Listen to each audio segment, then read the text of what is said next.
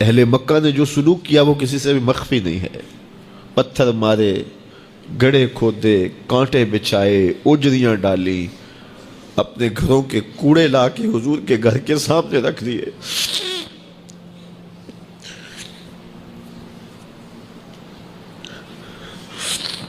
یہ کس چیز کی سزا دے رہے تھے میرے حضور کو؟ میرے حضور علیہ السلام نے پھر طائف کا سفر کیا کہ شاید وہ لوگ میری بات کو سن لیں، لیکن انہوں نے جو دردناک سلوک کیا وہ بھی تاریخ کا ایک انتہائی دردناک باب ہے. انہوں نے اوباشوں کے ہاتھوں میں پتھر دیے اور جس راستے میں میرے حضور نے گزرنا تھا ان کو اس راستے پہ کھڑا کر دیا اور کہا ان پہ سنگ زنی کرو، اور وہ آقا کریم پہ پتھر مارتے، حضور کے پاؤں پہ پتھر مارتے. آقا کریم علیہ السلام پاؤں اٹھاتے تو وہ دوسرے پاؤں پہ مارتے. پھر حضور شدت درد سے بیٹھ جاتے تو ان کے دو غنڈے دائیں بائیں سے آگے بڑھتے اور حضور کو کندھوں سے پکڑ کے اٹھاتے، پھر سنگ باری کرتے.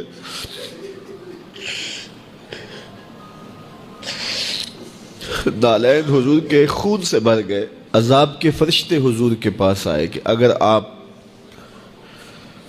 بد دعا بول دیں تو ابھی ہم ان پہاڑوں کو جوڑ دیتے ہیں اور یہ طائف کے لوگ پس جائیں گے ان پہاڑوں کے درمیان، آسمان سے پتھر اتریں گے، ان کے سر کچل دیے جائیں جنہوں نے آپ کو دکھ دیے. اب صحابہ جو ساتھ تھے انہیں بھی شدید آرزو تھی کہ حضور ان کے لیے بد دعا کریں، انہوں نے بڑا دکھ دیا. تو پھر حضور کے ہاتھ اٹھ گئے.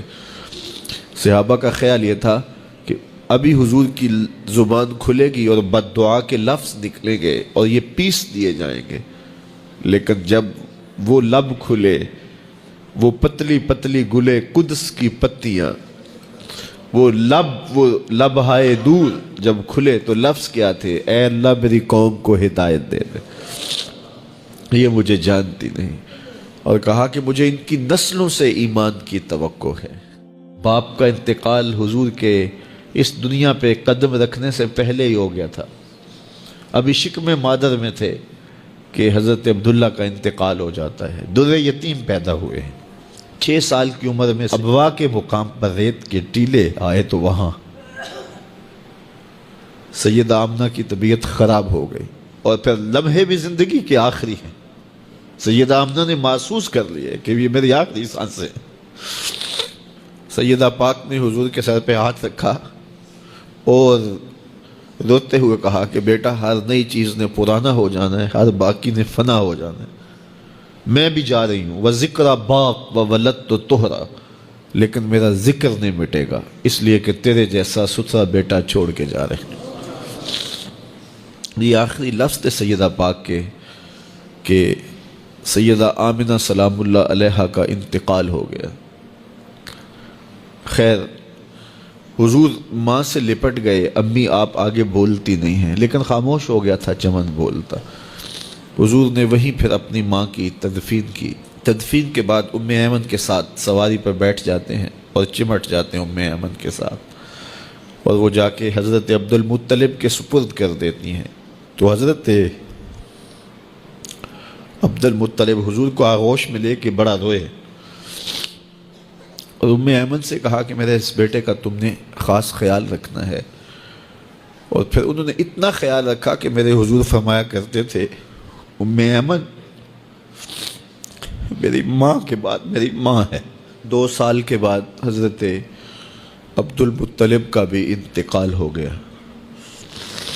ابن حشام کے یہ لفظ سینہ چیرتے ہیں کہ جب امیر قریش کا جنازہ اٹھا تو سارا مکہ جنازے کے لیے امڑ آیا، لیکن لوگوں نے 8 سال کے ایک بچے کو دیکھا جو دیواروں سے لپٹ لپٹ کے رو رہا تھا.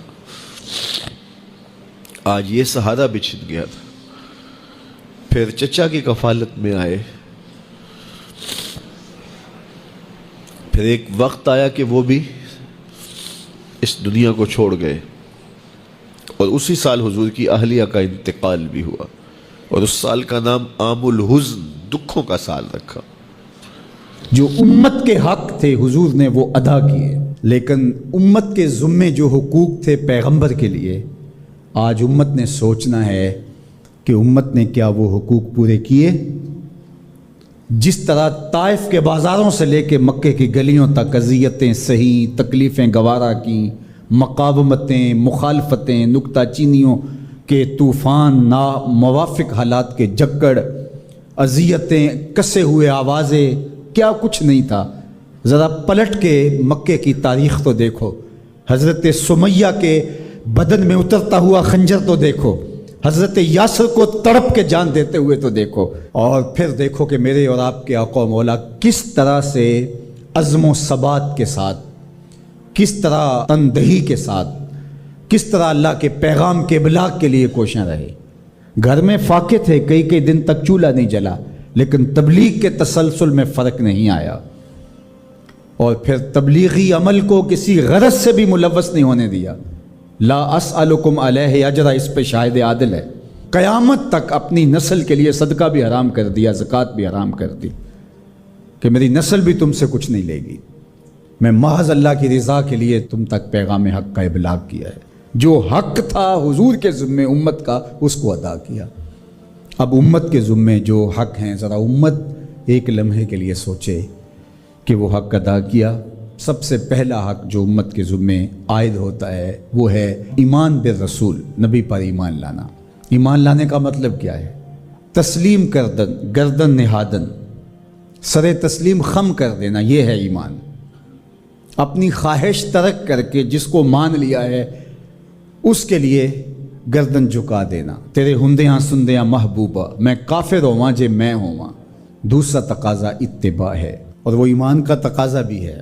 رسول کو ماننے کا مطلب یہ ہے کہ رسول کی مانی بھی جائے۔